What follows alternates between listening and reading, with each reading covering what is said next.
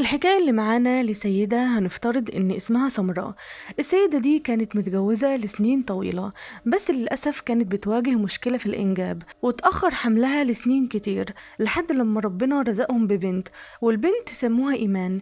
إيمان كانت بالنسبة لأبوها كل حاجة في الدنيا، كان متعلق بيها بشكل مش طبيعي، فين ما بيروح كان بياخدها معاه، وإيمان كانت مالية عليه حياته. حتى لما مراته كانت بتحب تروح عند أهلها كان بيقولها خليني أجي معاكي علشان أخلي بالي من البنت، وهي كانت بترد عليه وتقوله احنا رايحين قعدة نسوان، ما ينفعش يعني انك تيجي معايا. فهو كان بيقولها خلاص خلي بالك منها، وبالله عليكي ما تديهاش حلويات كتير لحسن يجيلها مغص، وخلي بالك لحسن تاكل وتشرب بره البيت، وما تطلعيهاش علشان الجو بيكون برد. يعني كان بيفضل يوصيها كتير جدا على البنت لانه كان مهووس بيها، ودي طبعا مشكلة اللي بيخلف طفل واحد لانه بيكون متعلق بيه بشكل مبالغ فيه. وفي يوم من الايام زي العادة في اخر الاسبوع مراته كانت بتروح تقعد مع مامتها شوية، قالت له يلا علشان توصلني لبيت امي. هو طبعا فضل يوصيها على البنت كالعادة، وهي كانت مقدرة خوفه واهتمامه الزايد ببنته، فلبسوا ونزلوا مع بعض ووصلها لحد البيت وسابهم هناك ورجع لوحده للبيت. بعد كام ساعة اتفاجئ بزوجته بتتصل بيه وبتصرخ وبتعيط،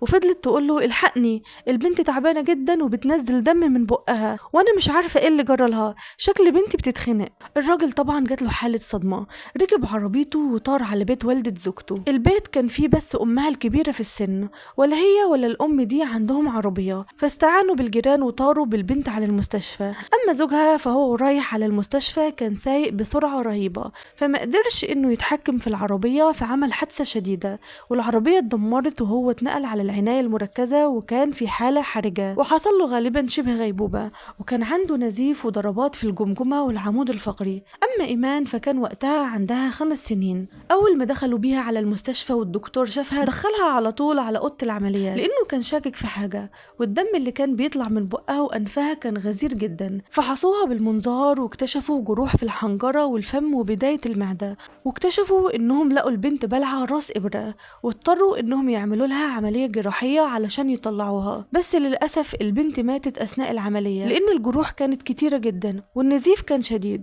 وسن الإبرة كان وصل للمعدة. الكارثة ما كانتش بس في الجروح اللي اتصابت بيها البنت، الكارثة إن التحاليل بينت إن الإبرة نفسها كانت ملوثة بدم تاني غير دم البنت. ومش بس كده، الدم ده كان ملوث بمادة مخدرة، والمادة دي مادة الهيروين. يعني الإبرة دي كان حد بيستخدمها علشان يتعاطى بيها مخدرات، وبعدها البنت بلعتها. الدكتور طبعا بلغ الشرطة، والشرطة بدأوا إنهم يحققوا، وأول حد سألوه كانت أم البنت، فهي قالت لهم أنا معرفش أي حاجة، البنت كانت بتلعب في البيت وأنا كنت مع أمي. قالوا لها طب مين كان معاكي؟ قالت لهم مفيش حد كان معايا، كنت أنا وأمي بس. وطبعا هي ما كانتش تعرف إن زوجها عمل حادثة وفي العناية المركزة. بدأت التحريات ونقلوا جثة البنت للطب الشرعي، وطلع طبعا إن الإبرة دي فيها شبهة جنائية لأن كان عليها دم حد تاني وفيها آثار هيروين. وبدأوا يستدعوا كل أهل البنت وراحوا على طول على المستشفى. أول ما سمعوا إن الأب فاق من الغيبوبة بلغوه طبعا إن بنته ماتت. انهار الراجل ده وفضل يعيط ويصرخ في المستشفى، وقالوا له كمان إن وفاتها ما كانتش وفاة طبيعية وفيها شبهة جنائية. الأب اتصدم وقال لهم بنتي ماتت، طب إزاي ومين اللي قتلها؟ قالوا له في إبرة في بطنها والإبرة دي فيها دم شخص تاني، والدم ده ملوث بمادة الهيروين. هو انت كنت في البيت في الوقت ده؟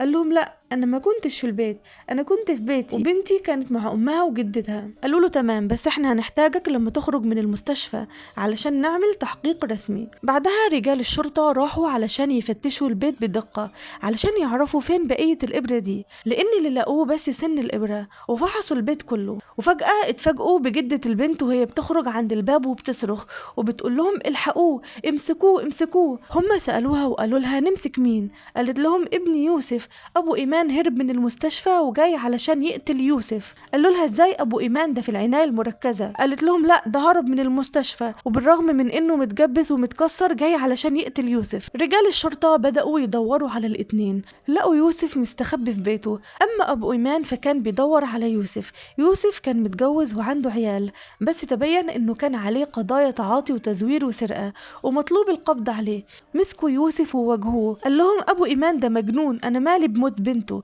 بس واضح ان في حاجه هو اللي وراها. وفي الاخر رجال الشرطه مسكوا ابو ايمان وقالوا له انت كنت ناوي تقتل يوسف ليه؟ هو اللي قتل بنتك؟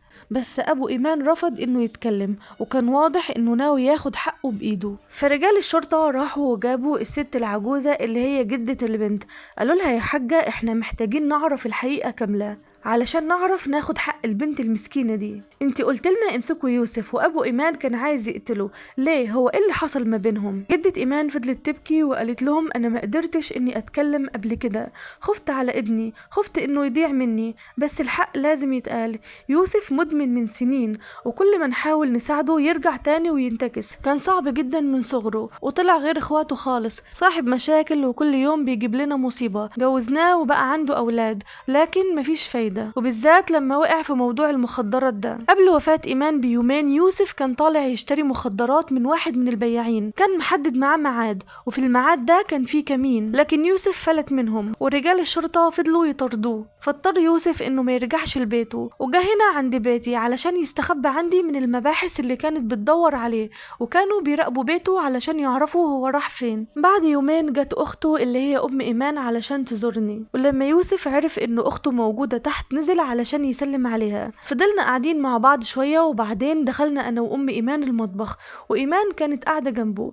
بعد شوية يوسف اخد ايمان معاه للسطح وبدأ انه يتعاطى مخدرات، واثناء ما كان بيضرب نفسه بالابرة، الابرة انكسرت في دراعه. حاول انه يطلعها لكن ما كانش قادر، فطلب من ايمان انها تساعده. ايمان كانت بتحاول تسحب الابرة من دراعه بسنانها، هي صغيرة يعني عندها 5 سنين، كانت بتحاول بكل جهدها علشان تنقذه، وفضلت تعض في الإبرة علشان تخرجها، لكن في الآخر البنت بسبب التوتر والخوف بلعت الإبرة، والإبرة وصلت لحنجرتها، وهو كان بيحاول إنه يخرج الإبرة من بقها. للأسف الإبرة دخلت أكتر، البنت فضلت ترجع دم، والإبرة كل شوية تدخل أكتر، والموضوع كان بيزيد صعوبة.